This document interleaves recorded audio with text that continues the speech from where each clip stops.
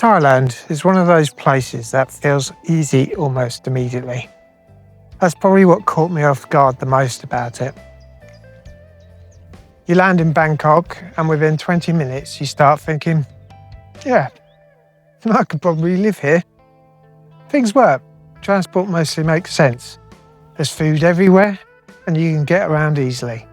Compared to other parts of Southeast Asia, Thailand feels surprisingly comfortable quite quickly. But every now and then, it reminds you that you are very much not at home. And those were usually the moments I remembered the most. I've been to Bangkok, Phuket and Pattaya now, and each place felt completely different. Bangkok felt like organised chaos. Everything happening at once, but somehow still functioning. Phuket felt more like being on holiday. Beaches, bars, tourists trying to convince themselves they're finding themselves while holding a Chang beer. And Pattaya is one of those places where after about an hour you stop asking questions and just accept whatever's happening around you, which honestly became a bit of a theme in Thailand. Because the longer I was there, the more I realised the country constantly sits somewhere between this is incredibly modern and this makes absolutely no sense to me. The food was probably the biggest example of that. People love Thai food, properly love it, and I'm sure they're right. I personally wouldn't know, because I can't handle spicy food at all, which in Thailand is a bit like being allergic to water. At first I thought it'd be alright, you just ask for not spicy. Simple. No.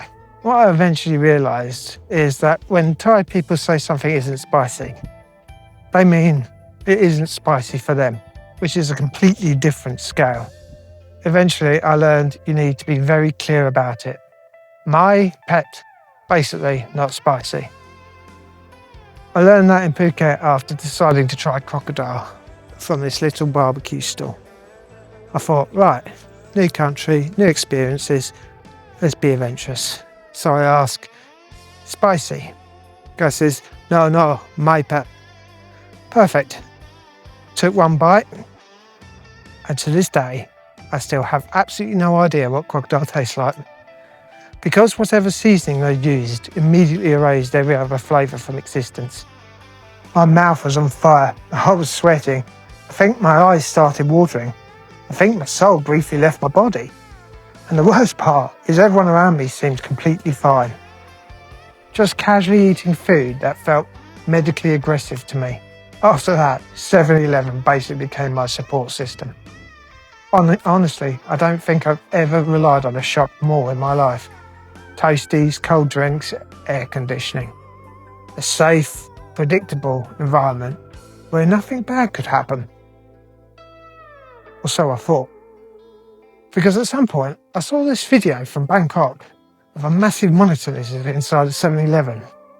And not just wandering around either, it was climbing the shelves.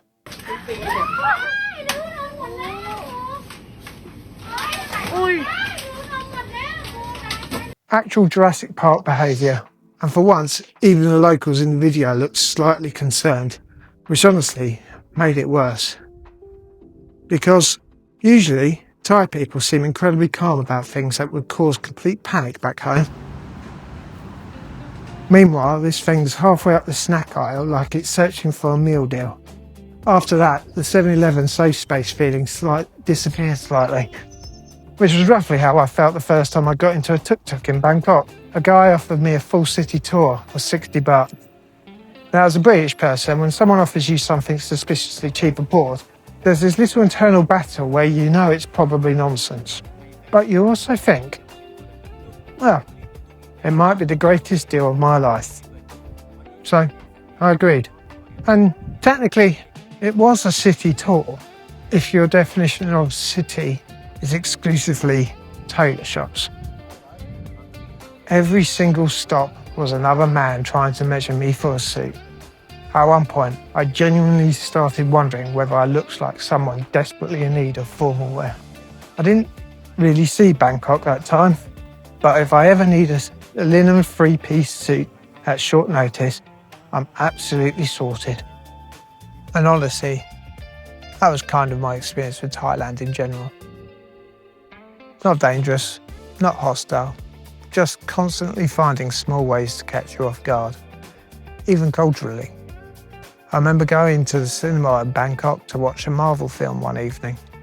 Completely normal night, bought snacks, sat down, film's about to start. Then this short video comes on asking everybody to stand for the king, and suddenly the whole cinema gets to its feet.